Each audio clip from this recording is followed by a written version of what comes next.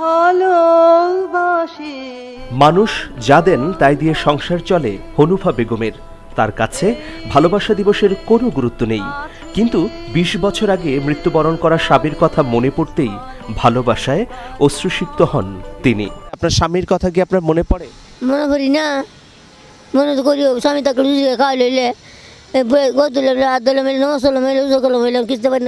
মায়ের সঙ্গে রাসূলের দেখা নেই প্রায় ৬ মাস, কিন্তু ভালোবাসা দিবসে মাকে স্মরণ করে একটি গোলাপ কিনেছে সে। আমি আমার মার জন্য এই ফুলটা কিনছি আর কি, জাস্ট এটা তাকে দিতে পারবো না, কিন্তু আমার কাছে থাকবে এই ভালোবাসার দিনের জন্য।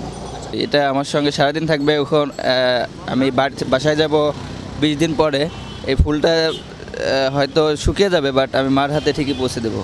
অনেকের মনে প্রিয়জনের জন্য সবসময় জমা থাকে ভালোবাসা, তবে ভালোবাসা দিবস এলে ফাল্গুনি হাওয়ার মতো বেড়ে যায় এর গতিবেগ। এবার দেখা যাচ্ছে ভ্যালেন্টাইন ডে আর আমার গার্লফ্রেন্ডে দেখা যাচ্ছে তার আজকে ২২তম বার্থডে, বাট আমি ফুল কিনছি ৩টা, স্টিক একটা, তো দাম আমার কাছে অনেক বেশি, যে ২২টা কেনার সামর্থ্য এই দিনে আমার নাই। ভালোবাসা দিবস উপলক্ষে ফুটপাতেই বসেছে ফুলের পসরা। তরুণদের মনেও এই দিনটি নিয়ে অন্যরকম ভাবনা। প্রেমিক প্রেমিকা আছে শুধু তাদের জন্য, আসলে সেটা নয়, আমাদের পরিবার বা যা ফ্রেন্ডরা আছে সবাইকেই নিয়ে কিন্তু আমরা এই ভ্যালেন্টাইন্স ডেটা উদযাপন করতাম। এটা হচ্ছে শুধু তথাকথিত পুঁজিবাদী ভালোবাসা। আমরা সকলের প্রতি ভালোবাসায় বিশ্বাসী। আমাদের ভালোবাসাটা আসলে সবার জন্য। প্রতি বছর মানে খুব উৎসবমুখর পরিবেশে আমরা পালন করি এই দিনটি, বরাবরের মতো আজকেও পালন করছি।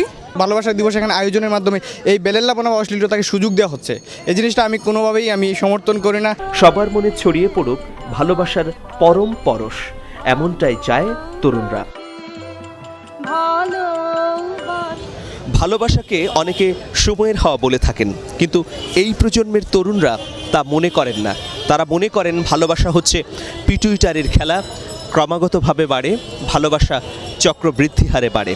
বিশ্ব ভালোবাসা দিবসে নির্দিষ্ট গণ্ডির বাইরে ভালোবাসা ছড়িয়ে পড়ুক সবখানে, এই দিনে এমনটা প্রত্যাশা আমরা করতেই পারি।